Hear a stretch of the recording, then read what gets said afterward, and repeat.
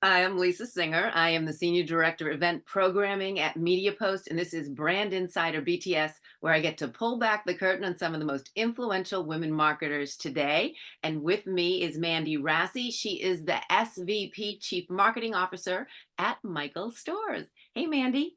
Hi, thanks for having me. No, I'm so excited we were able to do this. We just were hanging out in Deer Valley, and I have to ask, so how did the skiing lesson go? Any It broken was bones? no, it was great. So I went once, I guess it was like Thursday, with another friend from the conference, which was super fun. And then I did two more lessons over the weekend. So by the end, I actually could kind of properly ski around a little bit on the greens, which was Could my you keep big up with your son? accomplishment. Oh Could, no, absolutely not. No, he was up on like some black diamond, like up at the high part of the mountain. No, not quite there yet. Still a no. few more lessons for that one. Yes, for sure, for sure. And even then, probably not. That's probably true because then he'll be that much more advanced. I Correct, actually did correct. black diamond once when I by mistake, and I pretty much went ah roll. Oh no. Literally, that's how I got down the whole way, just like out of control. Some fall and summer. So I even broke my big toe. Oh geez. How that happened in a Oh big, my gosh. but that's yeah.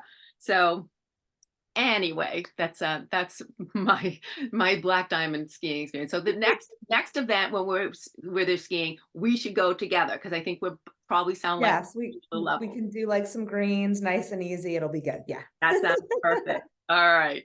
Well, I have to say, okay, so this has been a great year for you guys. Your 50th anniversary at Michael's. Yeah. Congrats. That's awesome. And I know you did a brand refresh with all of that. And your slogan is everything to create anything. And so I love that. So, but what I want to do is turn it around to you. Is that if you could create anything, for you, your personally, your family, your just your surroundings, what would you create and what would you need in order to do that? Now, this think of it as the impossible is possible. So anything you can do, what would you do? Oh wow. Well, so I am not naturally a crafty person. So I will just say that. So like the reality is there's very little that I could make that would be very inspiring. But I do like to decorate. So probably for me it would be something, and it's almost the holidays, like a really great tablescape, with like perfect place settings and like the flowers and some seasonal things kind of mixed in, which you can find a lot of if you look through like the Michaels marketing that my creative team puts together. Mhm. I don't necessarily have all of that skill, but I always like how that looks like so festive and put together. It's like, oh, like a lovely dinner party is probably what I would do. Yeah. Now, and it's amazing to me what people come up with the simplest things. And then Oh they yeah. just do their magic and it creates like this fantastic, whether it's place settings or just decorations or whatever it Oh may yeah. be. And you'd think it started with that. Like it's pretty Mhm. amazing. Oh yeah, absolutely. I mean, there were even like for Halloween, you'll see a lot of it too, where people will buy the Halloween decorations or they'll come and get various components and then create it all themselves. And it is pretty incredible what people come up with, Yeah. and have the patience to put together too. Well, well, I like that you at least try or at least go there, even though, as you say, you're not the most crafty person. So, but all right. So, which is probably good given your career has been, with you started at Procter and Gamble. You were there for a lot of years. Then you crossed over to the retail side of things, Mhm. with the CPG, then retail at Kroger. And now, of Yep. course, at Michael's. So, talk about that. Like when you were graduating and you're just like thinking about your future, did you envision this? Like, what did you envision at that time? Yeah, no, I did not envision this at all. At all. I actually had never taken a business class when P&G hired me. I was a psychology major, and would have pictured more that I was eventually going to go to grad school and go on and do something more in that vein of like clinical psychology, some type of counseling, something like that. But I needed to work for a while to save up money before I could go to grad school. So I had like gone to the career fair and met someone from P&G, who chatted with me about their function that they then called consumer and market knowledge. I think now it might be like analytics and insights or something like that, which is part of the brand function there.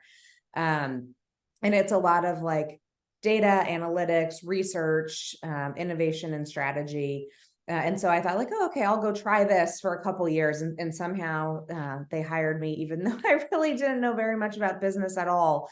But then I learned a ton on the job, and really fell in love with it. And so then, yeah, I stayed there almost 15 years, in lots of different assignments, including like the last few actually were on the retail side of their business for North America, which is then sort of, I guess, what bridged me into Kroger and into retail more broadly.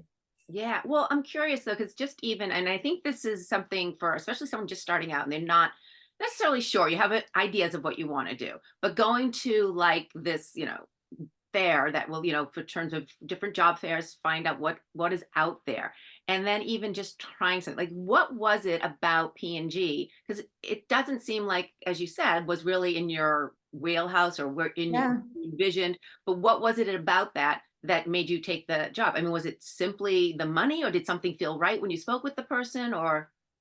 So I would say it was, um, for sure the people I met played a role, and the work was really interesting because I think different than a lot of what like, and this was a long time ago. So data science was not like what data science is today, 20 years ago, but the research component fit with what I was doing, but you're really doing research to understand consumers and their needs, and then obviously match brand propositions up to then go meet those needs.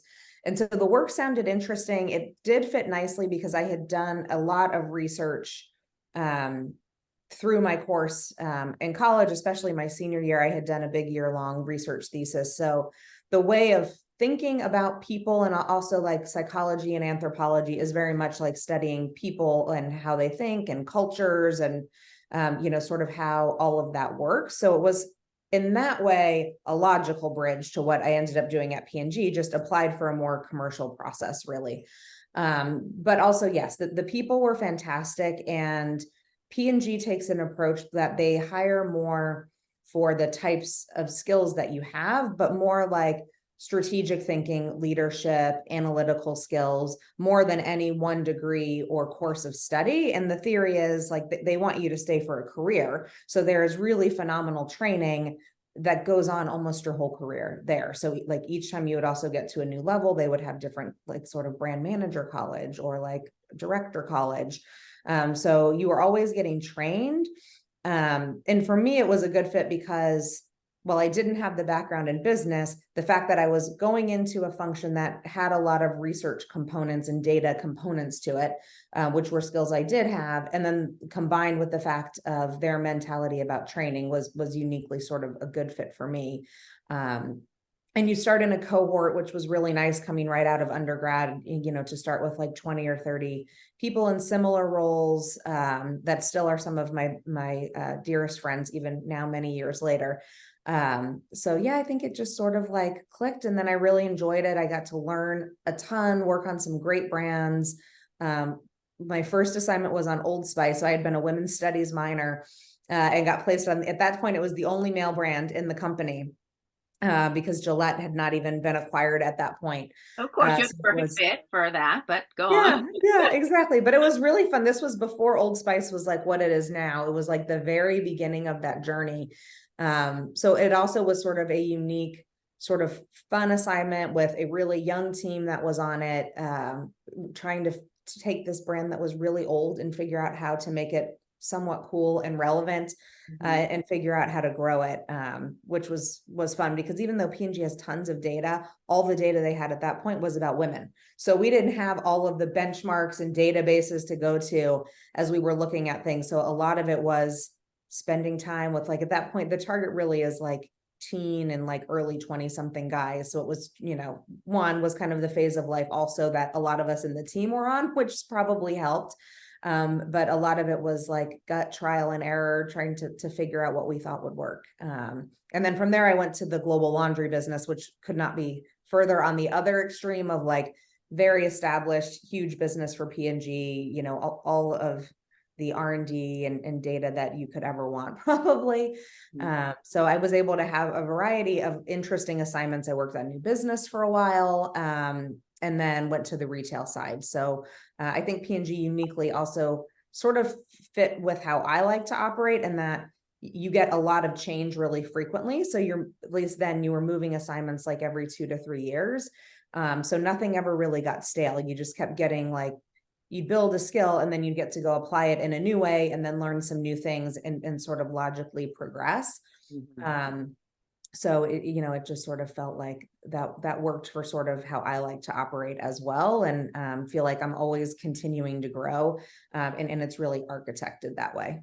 Yeah, well, and it's, because today really you don't see a lot of those kind of positions where, especially in marketing, where Yeah. you really stay with a brand. I mean, if you look at so many marketers' resumes or LinkedIn pages, and it's like, a few years here, then here, and then like there's a lot of moving around, and to be able to have that longevity. So I'm curious for someone who is, again, trying to maneuver their career, whether they're just starting out, maybe a change of career, but when you're within a company like a P&G that would like to keep you there and mold you and help you grow.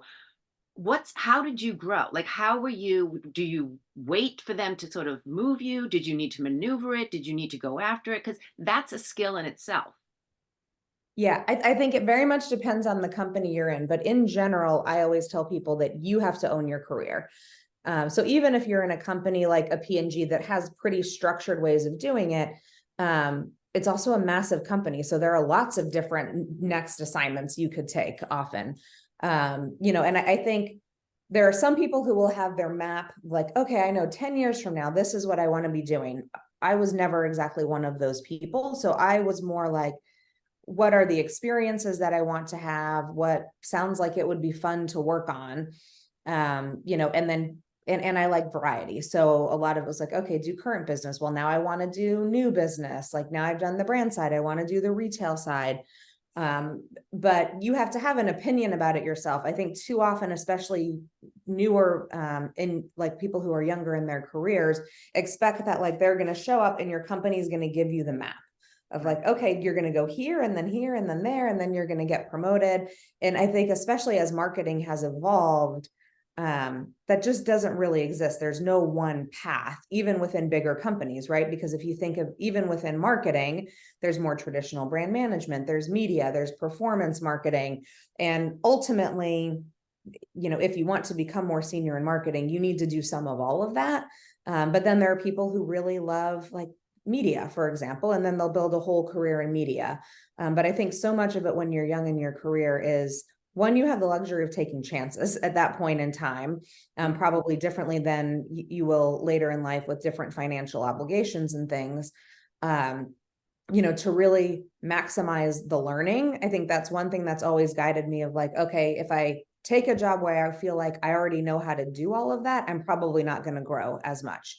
Mhm. And sometimes those assignments make sense for other reasons, but from a career trajectory, I think looking for the next thing you want to learn or the next skill you want to build can be a good way to sort of chart the path if you're not the person who's like, this is where I want to be in 10 years. It's like, well, follow some balance of what you're good at and what your strengths are, and sort of where your interests lie, with enough of a stretch that you're continuing to grow. And that has served me well, I will say, over time, because I mean, I never actually thought I would be doing this. And even when I went to P&G, I didn't start in marketing. So, I've definitely made some pivots along the way, but it's always feeling like you have enough of the skill to get there, and then just like have faith that you're going to learn fast, ask a lot of questions, have no ego about that, Yeah. and then you will ramp up.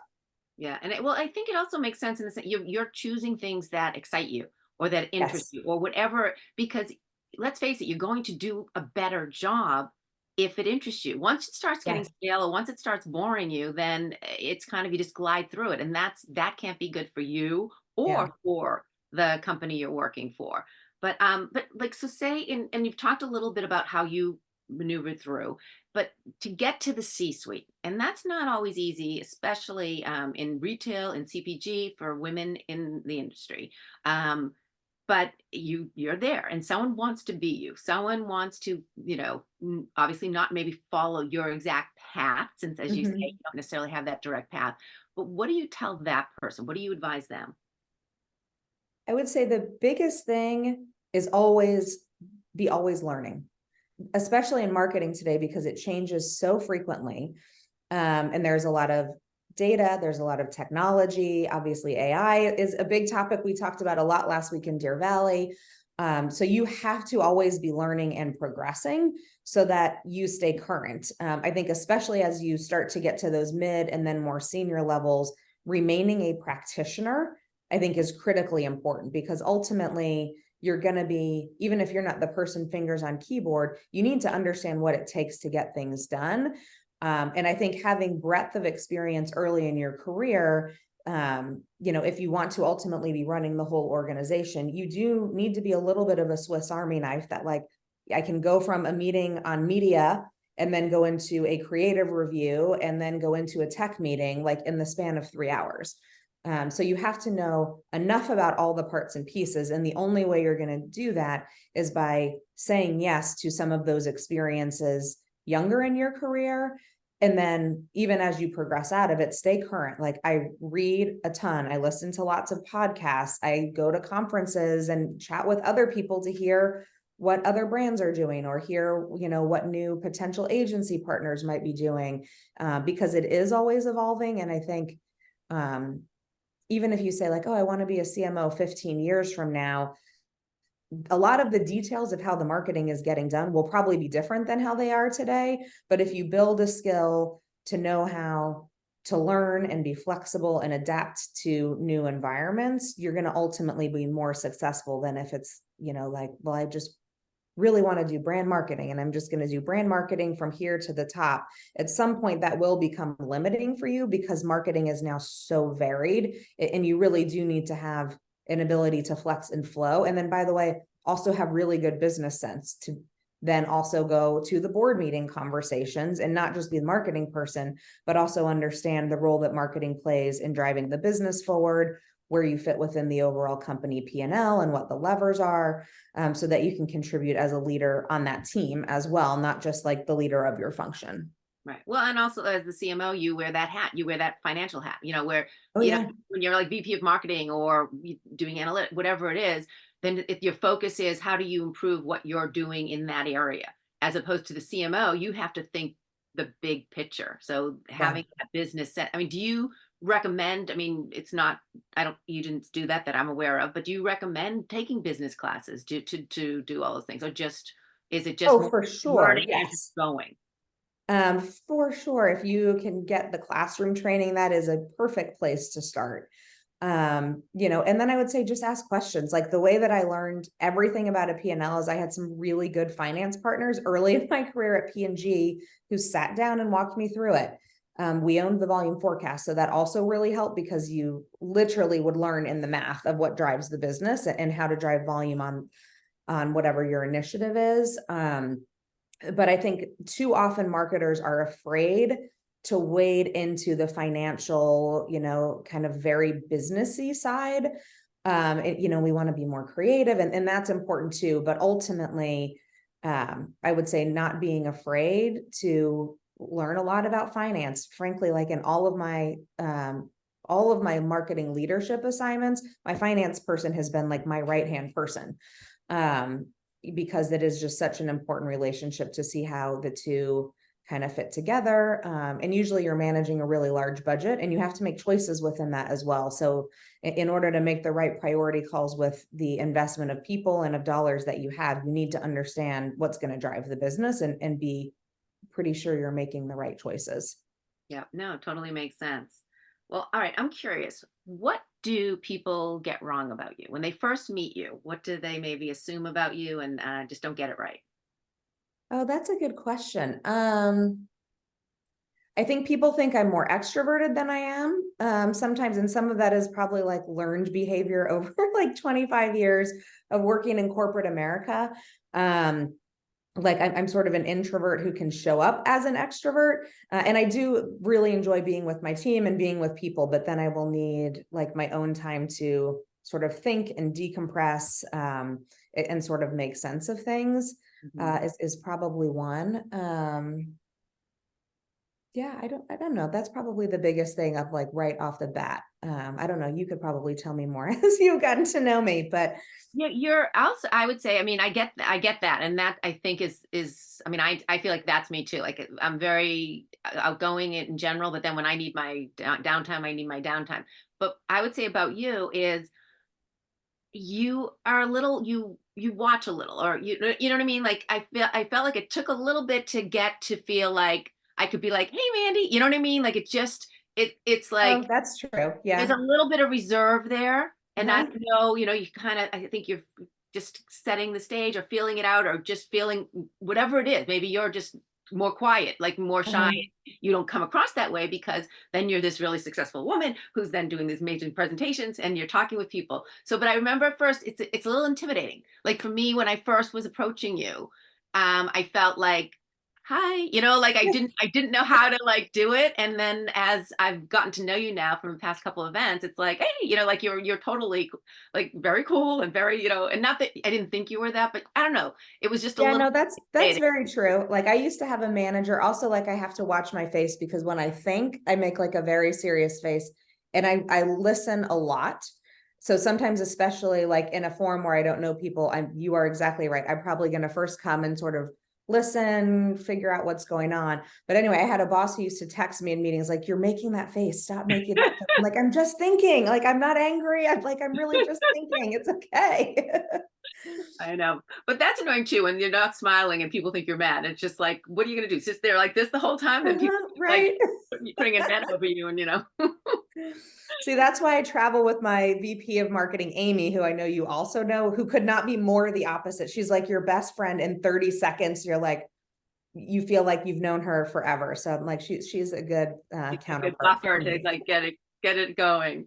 No, no, but honestly, like I said, I have to say I was a little bit more like a little, intimidated or shy about whatever, just approaching you. And then the more I got to know you, then it was like I'm totally, this is, I have no worries. You know what I mean? So it was just, but so that would be my only first impression.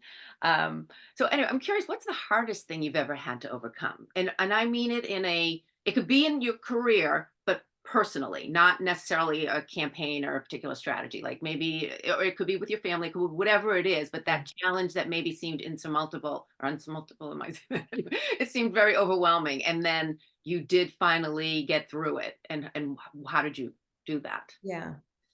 In terms of like one specific hard time, I would say after I had my first daughter, I really just wanted to like be with her all the time. And P&G has amazing maternity leave. I was still there when I had her and I had taken 9 months off, which was amazing. Um, but then the re-entry was very hard. Also, I mean, 9 months is not a short amount of time. So, at that point, you'd sort of like I'd acclimated to a different way of being and a different speed of things. And then sort of the re-entry and leaving her. Like I remember I took her on a daycare visit and P&G had its own daycare. So it's like a nice daycare. Um, and leaving and like, oh, I can never leave her here. Like, how could I possibly ever leave this child here? She must be with me all the time. And then luckily I had a friend who was a teacher who decided to stay home with her own kids and then watched my daughter for me. But I just remember thinking like, how am I going to balance? Like, I want to be with her, but I want to work. And I like literally resigned from P&G. At one point I was like, I can't do this. I just want to be home with my daughter.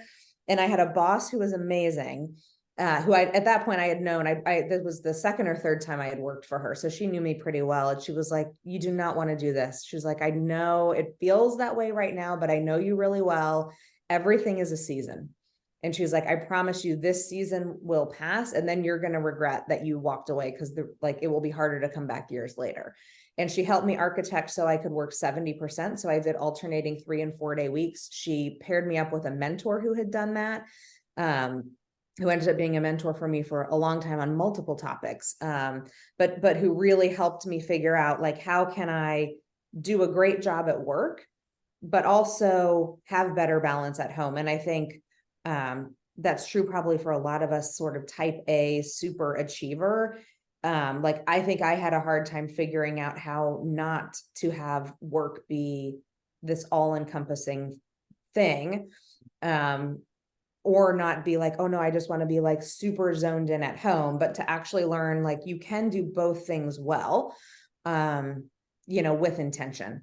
I will say it was not like, that was one of the times I would say I took an assignment that I absolutely knew how to do and had done all of the things in it many, many times. I had a great team of people, many of whom had worked on prior teams for me. So it was one of those where I could do it at 70% because the conditions around it were right. And then when she got older, then I was ready to go like more full steam, back. And then I had my other two, as well. But I think really trying to figure out like how to balance the family side and the life side, or in the work side, for the first time was hard, which now it's like seamless, but also like now I have like teens and tweens. It's like a different challenge, than like babies who aren't sleeping at home. But and then same, like I had twins and managed to do it with them, and it was actually oddly way easier because at that point I'd figured some of it out, and could also see that like my kids are also going to be fine if they're not with me 24 hours a day. And I will see, like, as she went to school, I'm like, oh, it served her so well that actually she was in preschool and was in some of these other environments younger, because then it was a really seamless transition when she actually went to full-time school. But in the moment, I don't know that I saw all of that necessarily. No, and I think, I mean, and I know women, many women I've spoken with, and see it out there that they struggle with that same, am I not going to be good here if I go here, and that, Yeah. be with their child. But in a lot of ways, and I'm not this for someone who stayed at home, I think that's a perfect, like that's such a good thing. But I also think, especially when you have daughters and them seeing you fulfilled and doing your Mhm. career, it just, I think that that's a good example to set. And I think this boundaries, like you said, you sort of made, okay, 70% or whatever, like, so you're not Yeah. completely all right, this full, and not seeing your kids and going off. Although again, I'm not anyone to judge that choice either. But I don't know, for you Yeah. personally, do you feel like when you see your daughter seeing you happy, seeing you with a fulfilling career, do you feel like that is a good influence for them? Oh, 100%. And my almost 16-year-old would tell you that actually, that I think that they also have pride in that. And it helps, like, marketing is a cool thing to work on for kids, I think, because they can see the ads, right? So like they see the Michael's Christmas spot, or like I was just showing them one for Maker Place that's going to launch in January. So they can see the output of it, which they can kind of understand, I think, versus like some other fields. Like my husband works in land development. It's harder for them to like get excited about that. Um, but it's a lot easier to get excited of like, we're doing a YouTube partnership with Pearson, and my youngest daughter thinks that's super cool. But yeah, I think it does. And they will ultimately choose what they want to do. But I think for my personality type, which even when I had the twins, I went back a month earlier than I had planned, because I was like, I should not be the person staying with these new babies 24/7. Like I do better. Again, I really like variety. I get bored easily. So it is good for me to have like multiple things going on. And I like to work. So I think them also seeing that like work is not a grind for me. Like I am thinking about work on the weekend, not in a way that's detracting from the family, but it's like, well, what if we would do this? Or how could we solve that problem?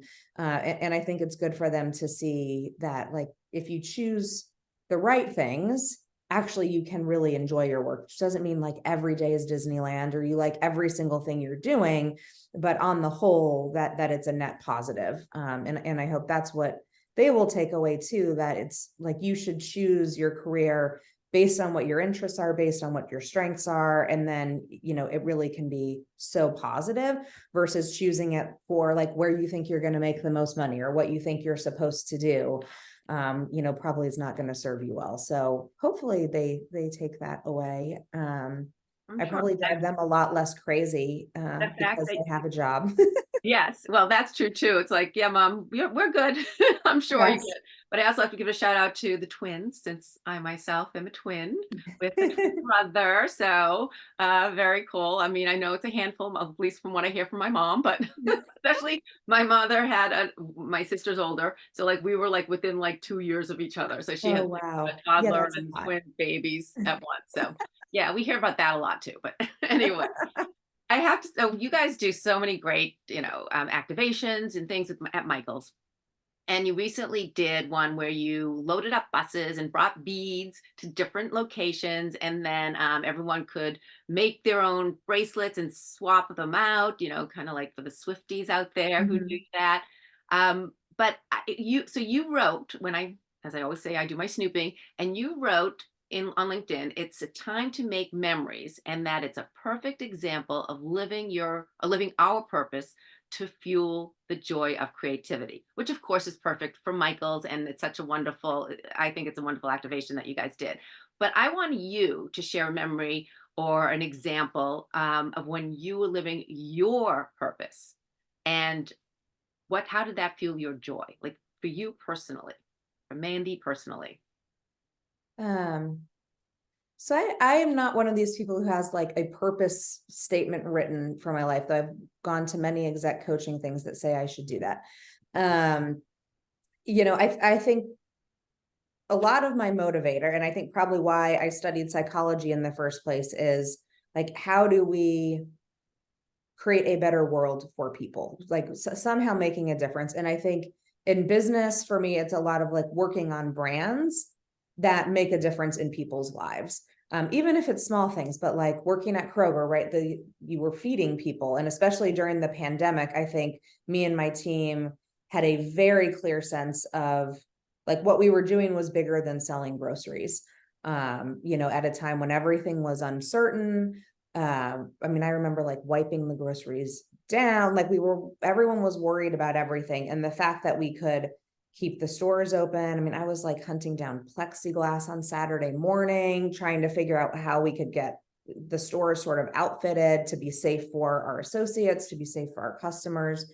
And I would say that was probably the most where I felt corporate world and like doing good on behalf of people really came together in a very powerful way.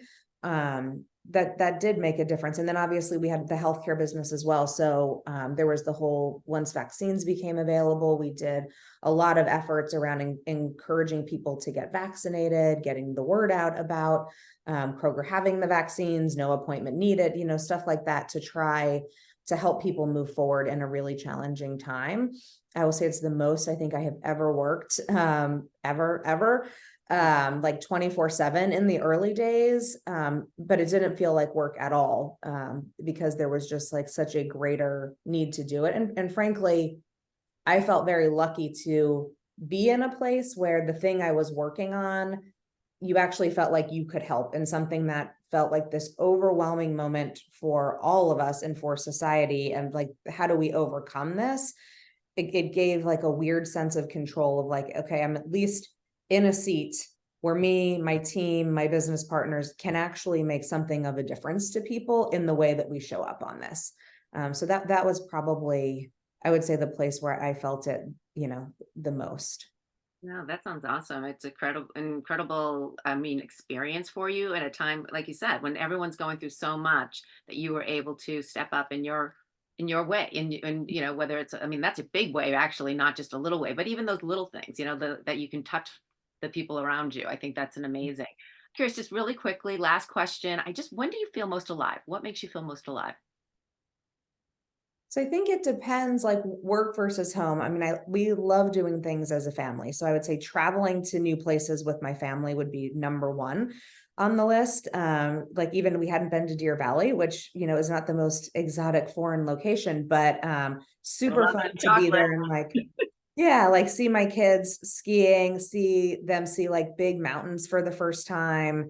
It makes me super happy. And that's very energizing. I would say from a work point of view, it's more when like I love doing transformation work. So really probably like midway through a transformation is most probably where I feel most alive, when it's like we've charted the course, we've gotten a few wins under our belt, and you're starting to feel like really solidified that the plan we have is going to work and we're on the right path. Is probably like my favorite repeatable moment career wise. If I look for patterns of, taking on something that feels challenging, but then that moment where you realize like, okay, of all these crazy things we thought could happen, like it's actually going to come together and make a difference. Yeah, it sounds like that's how you thrive, like that challenge. But then once you Yeah. are seeing that that's that challenge is moving forward, then that's the answer. That's when you're going to be at your most alive, as I said. Yeah, for sure. And it's because that's also usually the moment where the team really gets on board. Like in the beginning of transformation, it's hard because you'll have the group of people who love change, like all the sick people like me who like seek out the change. There is no like change curve training needed. Like we jump into it. But then you have most normal people who at least are going to have some hesitance of like, wait, why are we changing? What's changing? What does it mean for me?